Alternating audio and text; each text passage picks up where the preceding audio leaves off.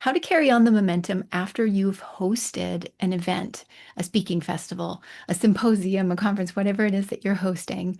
There's momentum that happens when you host. So you get eyes on you, visibility, hopefully some income on the front end, your list growing, your group growing. There's activity and there's visibility. Like there's something happening there when you host. There's energy. Put an E in the comments down below if you agree. And even if you're not hosting, maybe you've hosted a masterclass, if you're not hosting a big event, anytime you put anything out into the world, energy happens. And that's one thing I've noticed over the years that every time I launch, even if it's not a big event, even if it's a challenge or a masterclass, my list grows, my visibility grows. People in the space start noticing just because I'm putting something on and I'm hosting. So it's a really good energy to be in. And then what you want to do is capture that energy as quickly as possible because your event puts energy, it's got energy and momentum. So we want to capture that as quickly as possible. So if we go over here to our little desk cam, we have your event happened, whatever it is, no matter how many people came, there's visibility and you in the position of authority. The people are watching, they're seeing you as an expert. There's list growth, like things are happening. People are seeing you on social, so there's social proof. So there's a lot happening when you host an event. Now, what do you do afterwards? One of the best things to do right away, I'm talking even as your event is in its last couple of days or immediately, like the week after, maximum 2 weeks after is like that's like the hot window. So you want to be in the hot window. I would put on as quickly as possible a masterclass. So the event is you, but then there's also a bunch of other speakers who are on it as well. So it's you, but there's a whole bunch of other people and there's a lot else happening. Your masterclass is just you. Nod your heads, does that make sense? So what we want to do is like filter people down from being in a group with lots of people and lots of lessons and a whole bunch of talks to just you. So within 2 weeks, you want to put some kind of a masterclass on. The sooner the better. Write that down for yourself. The sooner the better. So if you're like, well, my event just ended, put a masterclass on like 3 days from now. Just like start sending emails out, start sending like three emails a day, do a bunch of posts, like just put something on as quickly as possible. So that's one of the ways that can lead to clients and income. So that's the one, like if I got to focus on one thing from an event, it would be I got to put on a masterclass because that's clients and income. There are other things I'm going to tell you to do with the momentum, but number one, clients and income. That's like your hottest, best move. Agreed? Just put yes in the comments if you're like, okay, I can agree with that. I can get on board with that. Um, Paid or free, Elizabeth? oh, good question. Paid or free? Either. You can do it paid or free.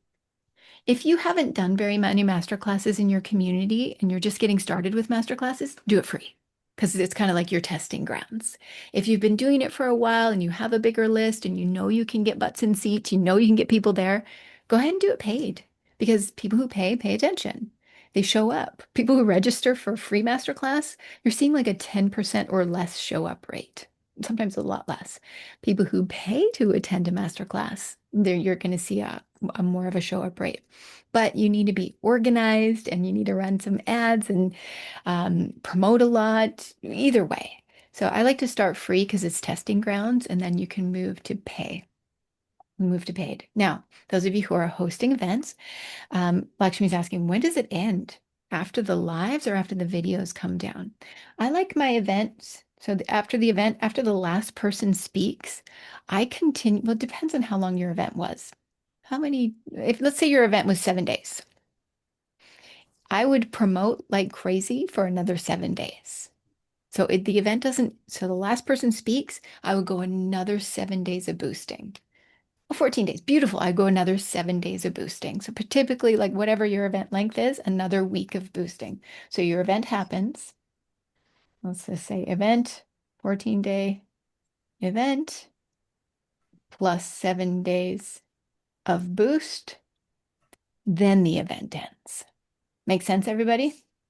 So your event doesn't end right away because The magic is in the replay in this model of events. You want the most people as possible to get the time to watch those replays, interact on those replays. The magic is not in the lives, it's in the replay. That's where you're going to get likes and comments and views and interactions, and the speakers can DM the audience and just like be promoting and boosting. So the 7 days after are my favorite time. So the event does not end until 7 days later. So there's your event. Best thing to do is a masterclass. A couple of other options of things that you can do after your event is make sure that everybody has your free gift. So that might mean going through all the new people in your Facebook group and DMing them individually. That might be making posts in the group. So you're going to be doing DMs, posts in the group, videos in the group. Like you keep doing a daily video. Hey, did you get this free gift? Or, oh, hey, did you grab my amazing bundle? So whatever you want to sell. Um, and one thing you can do is get them to a masterclass. Another thing you can do is get them to your free gift to make sure they're actually on your list. That's super important. You can do that through DMs, posts, videos, referral buddies, like anybody who spoke. You could see if they'll send out your free gift for you. So masterclass is a great follow-up. A free gift is a great follow-up. And another great follow-up from your event, let's go over here, is for you to do a weekly show where you interview somebody.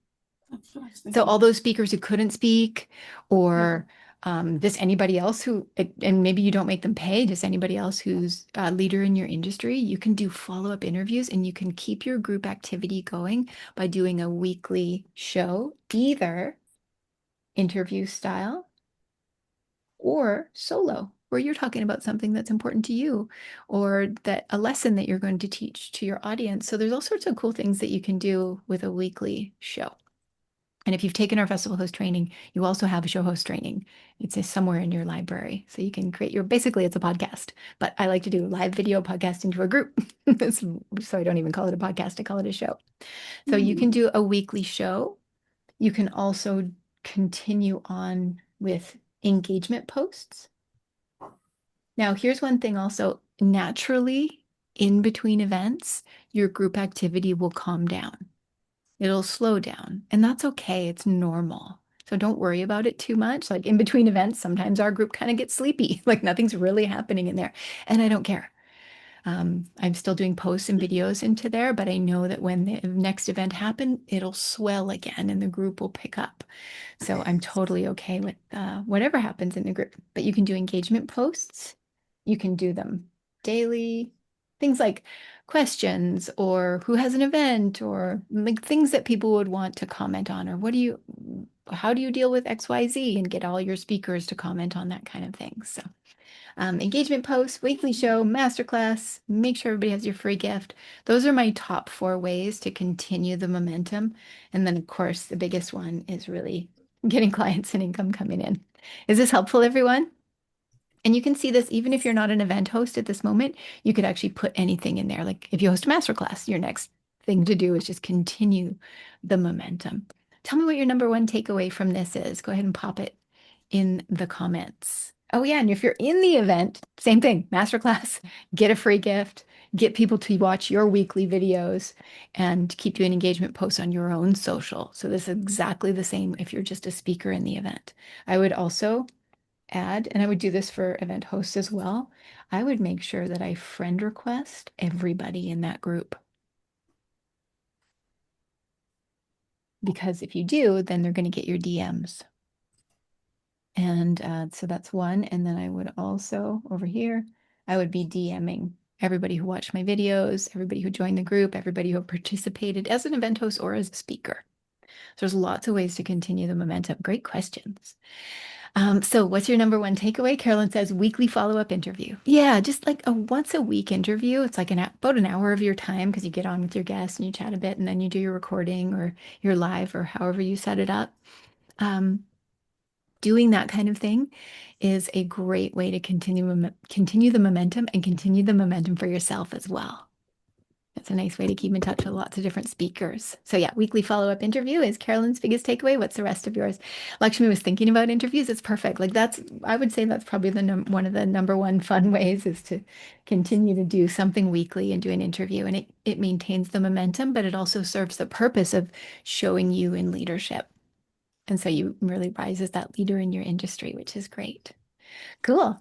Good. Did this answer questions for you all? Thumbs up if you're like, that's valuable, whether now or for the future. Tanya says, getting together with each other. You know, what's fun to do also if you have anybody in your area is get them in your room with you. Just set up like a chair, two chairs side by side. I could just set you up here and do an in-person interview. Those would be really fun to do. There's a different energy.